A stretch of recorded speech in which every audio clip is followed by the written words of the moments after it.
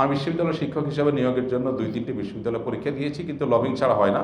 সম্প্রতি একজন প্রফেসর আমাকে পরামর্শ দিলেন একজন পলিটিক্যাল লিডারের সাথে দেখা করতে। এর অর্থ হচ্ছে টাকা পয়সার লেনদেন। যদি আপনার যোগ্যতা আছে, টাকা ছাড়া কোনোভাবে চাকরি হবে না, এবং আপনার সাথে অযোগ্যরা চাকরি নেবে টাকা দিয়ে। এই ক্ষেত্রে আপনি নিরুপায় হয়ে যদি টাকা দিয়ে চাকরি নেন, এটা জায়েজ হবে, বিকজ আপনি নিরুপায়, আপনাকে বাধ্য করা হচ্ছে। যদি আপনি টাকা দিয়ে চাকরি নেন তাহলে সেটা জায়েজ হবে। যে টাকা নিয়েছে সে হারাম খেয়েছে, বাট আপনার জন্য হালাল হবে, বিকজ আপনি মাজলুম, আপনি জুলুমের শিকার। আপনার যোগ্যতা থাকা সত্ত্বেও আপনাকে টাকা ছাড়া দিচ্ছে না তারা, ফলে আপনি মাজলুম হয়ে যদি টাকা দিয়ে চাকরি নেন, জায়েজ আছে। আর যদি আপনি এটাকে পরিহার করতে পারেন যে না, আমি এটা ছাড়, শরিয়ত ছাড় দিয়েছে, আমি ছাড় নেব না, আমি বরং মূলের উপরে থাকবো, এবং আমি এই জব করবোই না, প্রয়োজন আরেকটা ছোটো জব করব। আমি আমার ফ্যামিলি, পরিচিত এক ফ্যামিলি আছে আমার খুব ক্লোজ, লাখের ঘরে স্যালারি ছিল। লাখের ঘরে বলতে আপনার কয়েক লাখ সম্ভবত স্যালারি ছিল। 20,000 টাকা বেতনের একটা চাকরি এখন করে, ওই চাকরি ছেড়ে দিয়ে, এবং এমন এক জায়গায় বাসা, মানে এখানে একটা পশ এরিয়া, মানে বাসা বলতে ঐতিহ্যগতভাবে বাপদাদার বাড়ি ওখানে, কিন্তু ফ্যামিলি চলে এখনো অনেক কষ্টে, অনেক কষ্টে। কোরবানি পর্যন্ত করতে পারে না, কোরবানি পর্যন্ত করতে পারে না, এত কষ্টে চলে। কারণ 20,000 টাকা বেতনের চাকরি ঢাকা শহরে ফ্যামিলি নিয়ে কীভাবে টিকে, কঠিন। কিন্তু আলহামদুলিল্লাহ কোনো অভিযোগ নাই, খুব হ্যাপি, কারণ আল্লাহকে খুশি করার জন্য সে স্যাক্রিফাইস করছে। ভাই, জান্নাত প্রত্যাশা করলে কিছু একটা স্যাক্রিফাইস তো করবেন। এখন আমাদের ব্যাপারটা এরকম দাঁড়াইছে যে আল্লাহ ঘুষ গাঁড় চাকরি বাকরি সব ঠিকঠাক রাখবো, জান্নাতও আবার চাই, জান্নাতও চাই। আরে ভাই, কিছু স্যাক্রিফাইস করলে তো আপনি জান্নাত প্রত্যাশা করবেন। আল্লাহ যদি বলেন যে জান্নাত কোন মুখে চাইলা, তুমি কি স্যাক্রিফাইসটা করলা, তুমি কি বলার আছে? আমি যদি বলি যে আল্লাহ দেখো এত বড় স্যাক্রিফাইস আমি করছি, তো বলা লাগবে না, অটোমেটিক আল্লাহ আমাকে জান্নাত দেবেন ইনশাআল্লাহ। তো এই জন্য যদি কেউ ঘুষ দেওয়া থেকে বিরত থাকে, না আমি ঘুষ দেবই না, তাহলে আল্লাহ তাআলা তাকে উত্তম বিনিময় দান করবেন। আমাদের সাব্বিরের একটা ফাইল যে কোনো এক জায়গায় আটকিছে, তো ঘুষ ছাড়া হবে না, কয়েক বছর ঘুরছে, জুতা ক্ষয় হয়ে গেছে তার। পরে এক অফিসার তাকে ডেকে বলছে, ভাই আপনার মাথা ঠিক আছে, কয়টা টাকার ব্যাপার, আপনার জন্য তো কোনো ব্যাপার না, দিয়ে দেন। সাবির বলছে না, আমি এটা দেবো না। এমনি বরিশালের মানুষ তেড়া কিসিমের হয়, আমি এটা দেবো না, আমি এটা শেষ দেখবো। ওই ডিপার্টমেন্টাল হেড, পুরো দেশের যে হেড, তার কাছে আমাকে সহ নিয়ে গেছে, সেও সমাধান করতে পারে নাই। আরেক জায়গায় আমি সহ গেছি, তাও সমাধান করতে পারি নাই। 3-4 বছর ধরে ঘুরছি। তো যে দেখে সে বলে, ভাই পাগল হয়েছেন আপনি, সিস্টেমটাই এরকম, কয়টা টাকা দিলেই তো হয়ে যাবে। ও বলছে আমি দেবো না, কারণ আমি লিগাল, দেখি শেষ কথা। শেষ আলহামদুলিল্লাহ বিনা পয়সায় হয়েছে।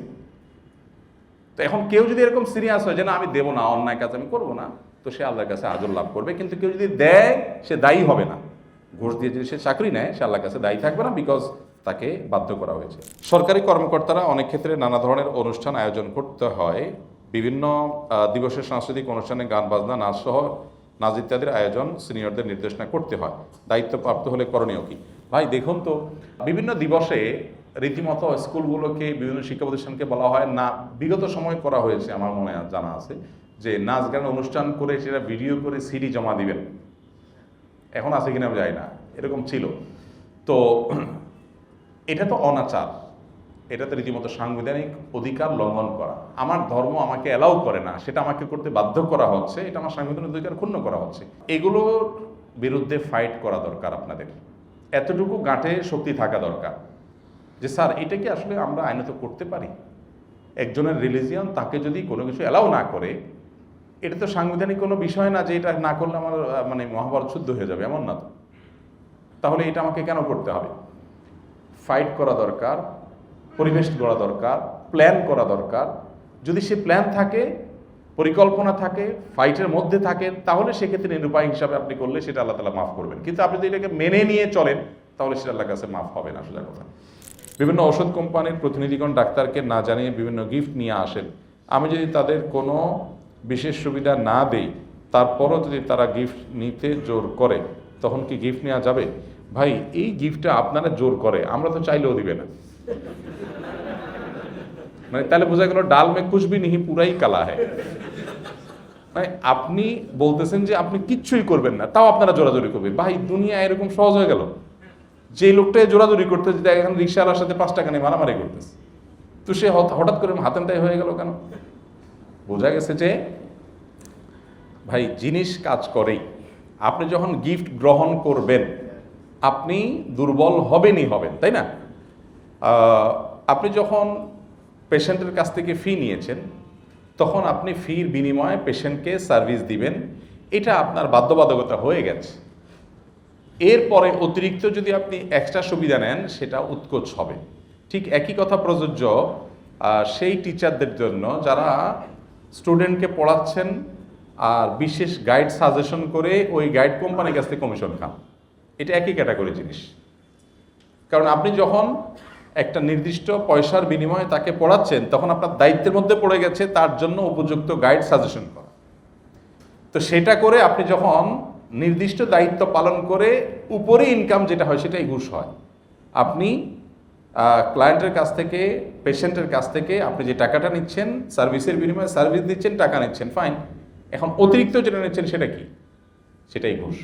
এই জন্য এটা জায়েজ নাই। কোনো গিফট যদি এরকম জোর করে দিয়ে যায় তো সেটা নেওয়া জায়েজ নাই। যদি দেয় তাহলে সওয়াবের নিয়ত করা ছাড়া দান করে দিবেন। সবচেয়ে ভালো তাদেরকে রিটার্ন করবেন, আর নাহলে সওয়াবের নিয়ত করা ছাড়া দান করে দিবেন। কি পরিমাণ এই কমিশন বাণিজ্যের কারণে পেশেন্টরা ক্ষতিগ্রস্ত হয় এটা তো আমরা সবাই কম বেশি জানি। আপনি বলবেন না আমি চাই বা না চাই তারা দিবে, অথবা পেশেন্টের জন্য উপকারিতাই আমি লিখব, অসুবিধা নেই, লেখা আমি কোনো 2 নম্বরই করবো না। ঠিক আছে, সেটা তো আপনি লিখতে এমনিও বাধ্য। উপকারটা না লিখলে তো আল্লাহর কাছে এমনিই দায়ী হবেন আপনি। কিন্তু এইটা নবীজি একটা কথা বলেছেন, সহিহ মুসলিম হাদিসটা আসছে, ফাবিমা তাখুযু মালা আখিক। একটা সুন্দর কথা, এটা লিখে রাখার মতো। ফাবিমা তাখুযু মালা আখিক, তুমি কারো কাছ থেকে কোনো কিছু নেওয়ার আগে তোমার এই প্রশ্নের উত্তর বের করতে হবে, কিসের বিনিময়ে নিচ্ছ তুমি, কি করে তুমি এটা নিচ্ছ। তার প্রোডাক্টটা যদি পারফেক্ট হয় পেশেন্টের জন্য তো ওইটা তুমি এমনি লিখতে বাধ্য। তাহলে তার কাছ থেকে তুমি নিলা যে এটা কিসের বিনিময়ে, তুমি তো কিছু দিলা না। তো এটা কিন্তু জায়েজ নাই আসলে, যদিও অনেকে আমরা এটা মানতে পারি না।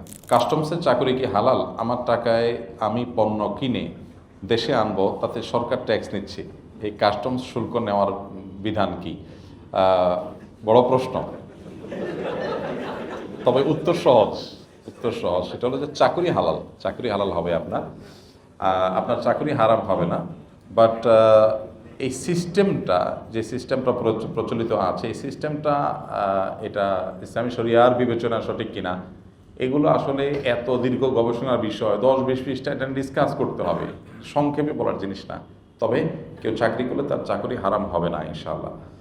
আস-সুন্নাহ ফাউন্ডেশন, উম্মার স্বার্থে সুন্নাহর সাথে।